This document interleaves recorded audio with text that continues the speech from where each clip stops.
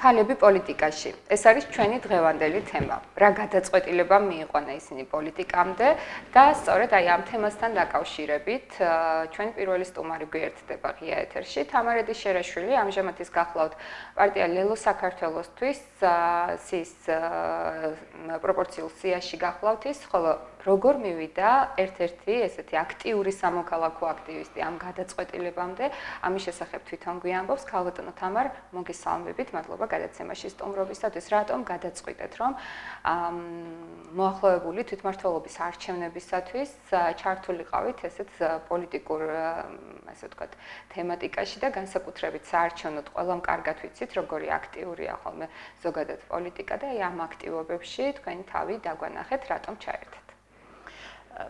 მოგესალმებით, მე ვესალმები მაყურებელს და მადლობას გიხდით მოწვევისთვის.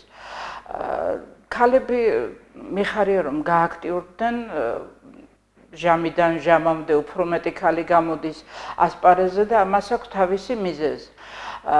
ქალს არა მარტო გამრავლების ფუნქცია აქვს, ასევე აქვს თვითგადარჩენის ინსტინქტებიც უფრო მეტად გამძაფრებული, იმიტომ რომ ყველაზე სასტიკი შეკითხვა დედისთვის არის საჭმელი რა გვაქვს, შვილი რო ეკითხება და დედა ამ დროს უმწეოა.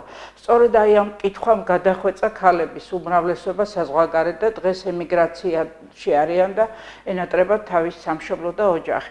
აი ამ ინსტინქტებმა გამოიყვანა ქალები ასპარეზზე და სწორედ ამიტომ ალბათ საჭიროც გახდა იმ ხელოვნური ბარიერის გადალახვა, რომელიც ქალსა და კაცს შორის არსებობდა აქამდე.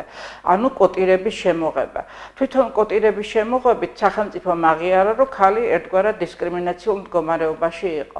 ეხლა რაც შემეხება პირადად, ჩემი წარსული საკმაოდ აქტიურობით გამოირჩეოდა აღმასრულებელ ხელისუფლებაში თანამდებობებზე ვიმუშავე 15 წლის მანძილზე. ამ კუთხით, რომ მე მაგალითად ჩემი სქესის გამო დავჩაგრულიყავი, მაინც და მაინც საწუწუნო არ ხარვაქვს, მაგრამ გამონაკლისი არნიშნავდა, რომ ეს ასეთი მოცემულობა იყო და სხვებისთვის არ იყო ბარიერი. უბრალოდ რაღაცა გამონაკლისები არსებობდა. თუმცა კიდევ ვიძახი, ქალებს გვირჩევდნენ თანამდებობებზე, იმიტომ რომ სიმძიმე, მთელი შრომითი სიმძიმე ჩვენ კისერზე გადადიოდა ხოლმე და ახლაც ასეა ნებისმიერ ადმინისტრაციულ სამსახურში ქალის კისერზე გადადის ტვირთის უმეტესი ნაწილი. რაც შეეხება უკანასკნელი წლები, ახლა ის 9 წელი ნაციონალები გასაგებია, რომ ჩვენ ყველა მოარი უთხარით უმეტესობა მაინც და გადავირჩიეთ და თუნდაც კარგი ხელისუფლება ყოფილიყო, სამოქალაქო საზოგადოება 3 წელი და 10 წელი არ ტოვებს არც ერთ ხელისუფლებას, იმიტომ რომ ერთმართველი სისტემა თავისთავად წარმოშობს პრობლემებს თვითონ პარტიის შიგნით. უკონტროლო ხელისუფლება, უკონტროლო ძალაუფლება ყოველთვის იწევს მახინჯვნებებს და იწყება მერე შიგნით გახრიჩვა და ამბიციები. ნორმალური საზოგადოება 4 წლიან როტაციას ყოველთვის აკეთებს და ეს არის ევროპული გამოცდილება, ხომ? და რაც შეეხება ახლა მეორე 9 წელი, რაც ოცნება ჩაიბარა ხელისუფლება, ჩვენ მოვესწარით აბსოლუტურად უტიფარ, არაპროფესიონალურ, უპასუხისმგებლო ხელისუფლების შემოთავაზებულ რაღაც გაუგებარ ლოზუნგებს, ხო? და ახლაც გორში ჩვენ ვხედავთ ძალიან დამამცირებელ ბანერებს, როცა სისხლიანი ფონით არის რაღაც ფოტოები გამოფენილი. ანუ ადამიანებს კი არ გვთავაზობენ არჩევნებზე წავიდეთ სამშობლოს სიყვარული, თუნდაც საკუთარი მომავლის გადასარჩენად ან მომავლის შესაცვლად, გვთავაზობენ ვიღაცის სიძულვილით, გაბოროტებულები მივიდეთ საარჩევნო უბანთან. რაც არის ძალიან, ასე ვთქვათ, დამამცირებელი თვითონ ამორჩევლისთვის და ვინც აი ამაზე თანხმობას განაცხადებს, მერე ნუღარ უკვირს, რომ თვითონ მთავრობა ასე უტიფრად და უპასუხისმგებლოდ ექცევა. რაც შეეხება ეხლანდელ თვითმმართველობას, არ მე შესავალში დავიწყრო, სიღატაკეს ქალებმა უფრო ვაჟკაცურად გაუსწორეთ თვალი, რომ სიღატაკე არის ერთ-ერთი უმთავრესი პრობლემა და აი ამ მდგომარეობამდე მიყვანაში ძალიან დიდი წვლილი შეიტანა ოცნებამ. მე როგორც ბიუჯეტის სპეციალისტი, საჯარო აუდიტის ლიცენზირებული სპეციალისტი, შემიძლია მთელი პასუხისმგებლობით გითხრათ, რომ ჩვენი სიღატაკის მთავარი მიზეზი არის ერთმართველი სისტემა, ცენტრალიზებული სისტემა. მაშინ, როცა შეიძლება რეგიონებში, მაგალითად, საბავშვო ბაღის გამგე გადავიდეს და გვერდით მაღაზიაში ან იქივე მეზობელი გლეხისგან იყიდოს ახალი კვერცხი, ახალი ქათამერძე და ასე შემდეგ. ანუ თვითონ სოფელში დარჩეს ბიუჯეტის თანხა, ამ დროს ჩაწყობილი ტენდერებით მიდის გორიდან, თბილისიდან, საერთოდ მთელი საქართველოს მასშტაბით ვიძახით. ერთი მუჭა ხელისუფლების ხელში თავმოყრილი უკონტროლო ძალაუფლება ნიშნავს ჩაწყობილ ტენდერს, ნეპოტიზმს და ასე შემდეგ.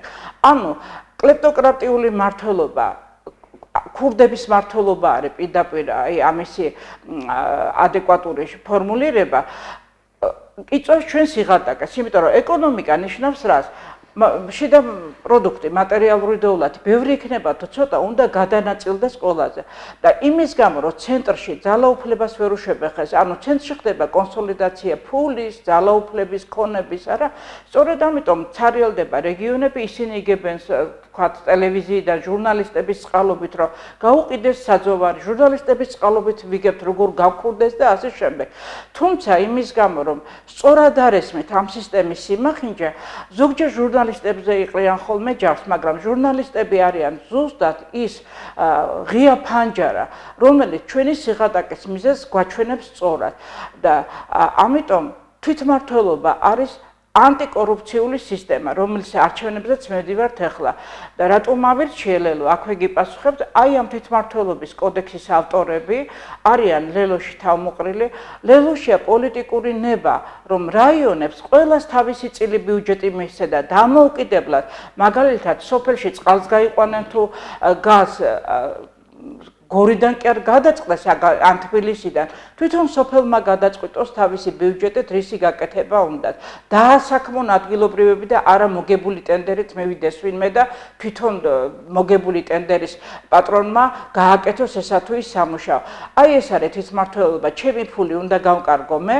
და ჩემი ქვეყნის მშენებლობაში პირადად მე უნდა მივიღო მონაწილეობა გარდა ამისა ლელოში არიან თავმოყრილები ინვესტიციის მოზიდვაზე გროსმეიტერები მაგალითად მამუკა ხაზარაძე და ბადრი ჯაფარიძეს 106 ინვესტორი ყავთ მოზიდული, საკმაოდ სოლიდური ფირმები და არის საქართველოს ბიუჯეტის ტოლი მილიარდები მოზიდული საქართველოში.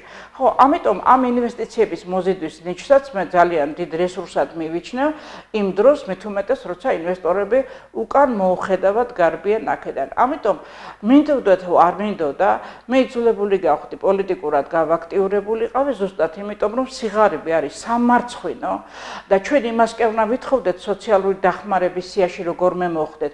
არამედ უნდა ვითხოვდეთ რომ ჩვენ მოგვეცეს ჩვენი თავის რჩენის უფლება. ყველამ დაუსვა ჩვენ თავს კითხვა, რამდენი ლარით უნდა დაგვეხმარო რომ ჩვენი პრობლემა გადავჭრათ, ხო?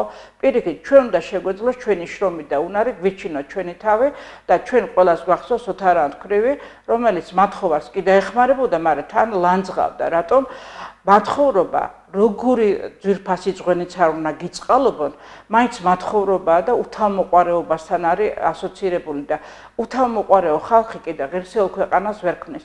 ამიტომ ჩვენ დამამცირებელი მდგომარეობა რომ დავასრულოთ, ეს ბერკეტი არის ჩვენს ხელში. ეს არის ყველაზე დიდი ძალა, ჩვენი საარჩევნო ხმა და ყველა უნდა მივიდეთ არჩევნებს.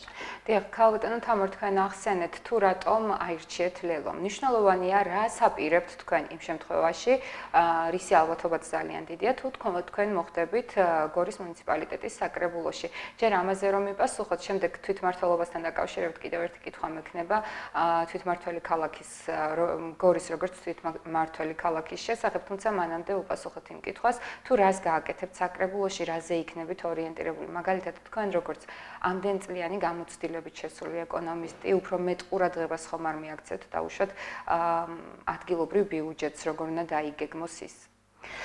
პირველ რიგში ეხლანდელი თვითმმართველობა სამწუხაროდ ისეთი ანომალიური სიტუაცია გვაქვს ქვეყანაში, რომ ბუტაფორია და თვითონ თვითმმართველობის არჩევნებიც არ პასუხობს იმ მოცემულობას, რომლის წინაშეც ვდგავართ. კონკრეტულად რა არის? ახლა ევროპა გვაკვირდება, ჩვენ ღირსება გვეყოფა თუ არა და შევცვლით თუ არა ხელისუფლებას და ამის მიხედვით აპირებს ჩვენთან თანამშრომლობის გაგრძელებას. ან დაამთავრებს ჩვენთან ურთიერთობას, იმიტომ რომ არაერთხელ გაგვიმეორეს, რომ თქვენზე მეტი ქართველები ვერ ვიქნებით, ანუ ჩვენს მაგივრად ვერ წავლენ არჩევნებზე, ან ჩვეულებრივად გააგრძელებენ იგივე დახმარებებს და თუ სოფლად მაინც ვინმეს რამე უნახავს, ან USAID-ის პროგრამა, ან გაეროს პროგრამა, ისინი ძალიან დიდ თანხმდებენ ჩვენ ქვეყანაში არა მარტო დემოკრატიული ინსტიტუტების განვითარებისთვის, არამედ მცირე და საშუალო ბიზნესის განვითარებისთვის. რატომ არ არის ეფექტური? იმიტომ რომ ჩვენს ქვეყანაში ცენტრალიზებული მთავრობა სპობს ყველაფრის ეფექტს, ყველაფერში თაცხობს და ყველაფერში ცხვირს ყოფს, ხო? სწორედ ეს უკარგავს იმ გახორციელებულ გრანტებს ეფექტურობას. ეხლა პირადად მე რას ვაპირებ თუ მოხდები საკრებულოში? ვინოიდან ვარ ბიუჯეტის სპეციალისტი, აუცილებლად უნდა მოხდეს მონიტორინგი გასული წლების ბიუჯეტზე და მომდევნო წლის ბიუჯეტის დაგეგმაზე. რას გულისხმობ ახლა აქ? კერძო სექტორში უნდა გავიდეს მთელი მომსახურება, რასაც არ სჭირდება ორგანულ კამაში ცვლილებები. ანუ ყველაფერი, ყველანაირი მომსახურება საბიუჯეტო სტრუქტურებმა კი არ უნდა ჩაბღუჯონ ხელში და კერძო სექტორი კი არ უნდა დაახჩონ. პირიქით, კერძო სექტორი არის ხარისხისა და კონკურენციის შეჯიბრებითობის ერთადერთი ასპარეზი, იმიტომ რომ როცა იცი გარანტირებულად რომ ხელფასი გაქვს, იქ ვერ ვითარდები და თანაც საბიუჯეტო სფერო არის მხარჯავი სუბიექტები და არა მთლიანი შიდა პროდუქტის შემქმნელი სუბიექტები.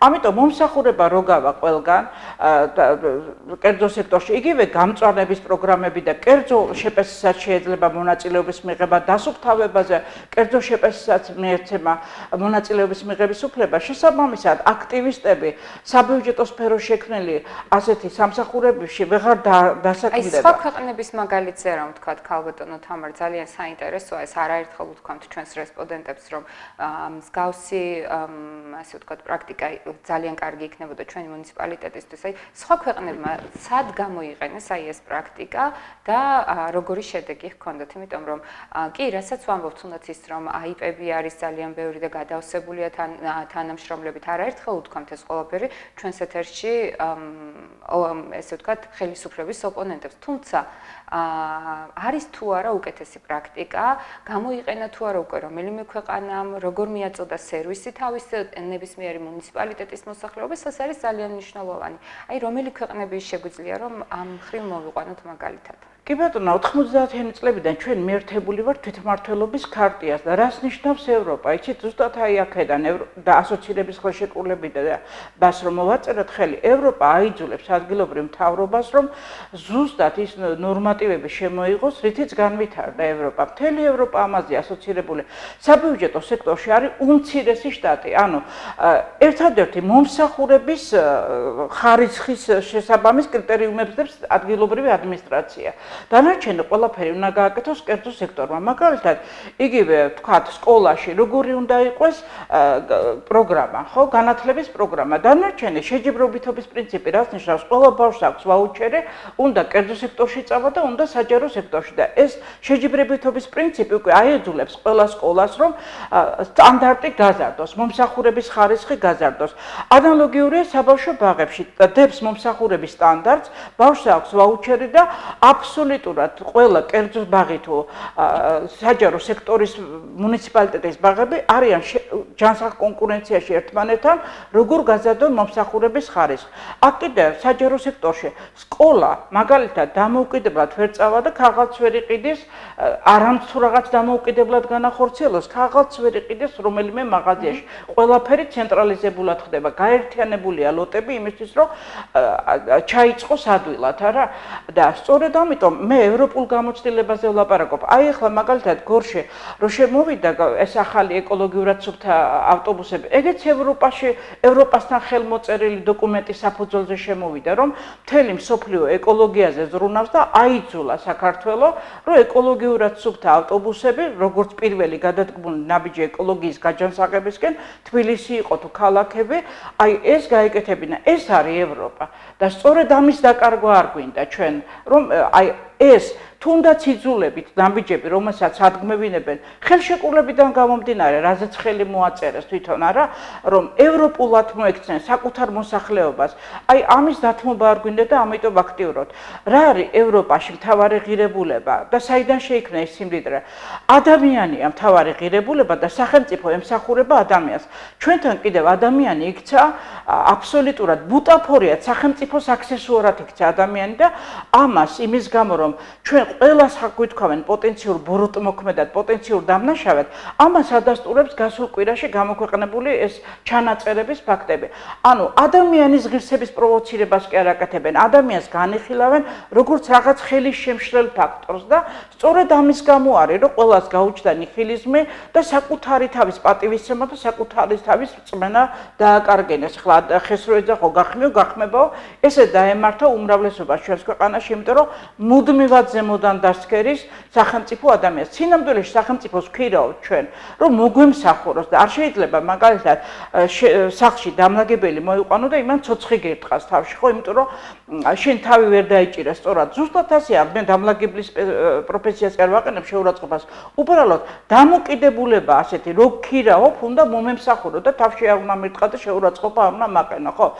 კიდევ ერთხელ ვიძახი, არჩევნებზე ჩვენ ამის დამთავრება შეგვიძლია. არც ერთი ხელისუფლება სანამ არ ისწავლის მომსახურებას, სანამ არ ისწავლის, რომ დროებით არის არჩეული, არ შეიძლება 4 წელზე მეტ ხანს გავაჩეროთ და სანამ ერთი ღარიბიც დადის საქართველოში, იმიტომ რომ სრული პასუხისგებლობით ვიძახი, ის მატერიალური დოვლათი თანაბრად რო განაწილებულიყო, დღეს ამდენი ხელგაწველი ადამიანი არ იქნებოდა ქუჩაში და რაც შეეხება თუ ქვეყანას უჭერს როგორ მოვიქცეთ მაშინ, უნდა დავსვათ კითხვა, მაშინ როგორ მდიდრდებიან საჯარო მოხელეები და ჩვენ მათ წარმოუდგენელ ფუფუნებაზე ზუსტად ჟურნალისტების წყალობით ვიგებთ ხოლმე იმ აფეშენებელურ სახლებზე და ცხოვრების წესზე ვიგებთ აი ამ ეპიზოდურად თუნდაც იმ დახურული ინფორმაციიდან რატომ ვართ ღარიბები? იმიტომ რომ გაქურდეს, პირდაპირ მნიშვნელობით გაქურდეს და ამისი წამალი არის თვითმმართველობის დეცენტრალიზებულ სისტემაში. დიახ, აი ამაზე უნდა მეკითხა წერან გითხარით, კიდეც არაერთხელ ამბობს ხოლმე თქვენი პარტიული სიის პირველი ნომერი, ლელოს პირველი ნომერი, ბატონი პაპუნა კობერიძე, როდესაც ჩვენ გვსტუმროს ის ხშირად უსვამს ხოლმე ხაზს იმას, რომ დაუშვათ ერთი კონკრეტული პრობლემა, რაც არის ყველაზე მნიშვნელოვანი ჩვენს მუნიციპალიტეტში ოკუპაცია, ამის შემდგომ ის პირველ პრობლემად სწორედ დეცენტრალიზაციის თემასთან ერთად აღიქვამს იმას, რომ ქალაქს დაუბრუნდეს თვითმმართველი ქალაქის სტატუსი. რაზეც თქვენ ცოტა ხნის წინ საუბრობდით, რომ რაიონს უნდა ჰქონდეს თავისი ფული. არ უნდა იყოს ის ქალაქზე დამოკიდებული. რეალურად ეს იქნება დაუშვათ თუნდაც რაც ახსენეთ, აი ამ სიღარიბის დასაწყისი და დასასრული მოსახლეობაში ან დასასრულის დასაწყისი შეიძლება თუ არა გახდეს ის, რომ გორს დაუბრუნდეს თვითმმართველი ქალაქის სტატუსი და აი როგორ ხედავთ ამას თქვენ როგორც რიგითი უკვე ახალბედა პოლიტიკოსი ქალი, რომელმაც გადაწყვიტეთ, რომ სამოქალაქო სექტორიდან თქვენი ხმა გადაიტანოთ უკვე საკრებულოში, სადაც ვფიქრობ, იმიტომ აპირებთ შესვლას, რომ უფრო მეტი ბერკეტი გქონდეთ მოვლენებზე გავლენის მოსახდენად. საკრებულოებს შეუძლია ინიციირება გააკეთონ კანონპროექტის, ანუ ჩვენ 2014 წელს პირველი ნაბიჯი გადავდგით, თუ გახსოვთ, ქალაქის მუნიციპალიტეტი და რაიონის მუნიციპალიტეტი გაიყო, მაგ დროს თვითონ რაც იყო გათვალისწინებული კანონმდებლობით, გორში უნდა ყოფილიყო 5 საკრებულო, ანუ სოფლის ადამიანი ქალაქში, რაიონში არ უნდა ჩამოსულიყო, თუნდაც ცნობის სასაღებად. ეხლა თვითონ ეს დეცენტრალიზაცია რას ემსახურება, იცით, აი მაგალითად ჩვენ ბოლო პერიოდია უყურებთ ქალაქში მეხუთედ გადათხრილ ქუჩებს, ხო? და როცა 5 საკრებულოზე განაწილდებოდა ეს ბიუჯეტი, აქ მეხუთედ ქუჩა ხო ვეღარ გადაითხრებოდა, სადღაც რომელიღაც სოფელში გაკეთდებოდა წყალი, გაკეთდებოდა კანალიზაცია, ხო?